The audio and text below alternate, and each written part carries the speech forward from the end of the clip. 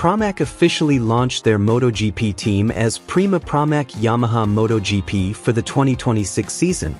The city and venue chosen were Siena, Italy, with riders Jack Miller and Toprak Razgatlioglu marking their second year with Yamaha after switching from Ducati. The event featured their new rider, Toprak Razgatlioglu, and revealed their new livery for this season. Pramac Yamaha appears to be the first team to unveil its 2026 MotoGP livery.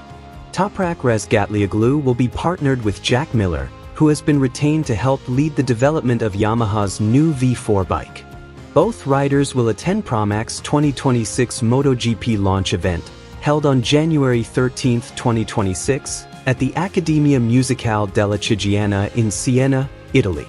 Razgatlioglu made his public MotoGP testing debut in Valencia last month, where he was just 1.3 seconds off the fastest time and became the leading rookie.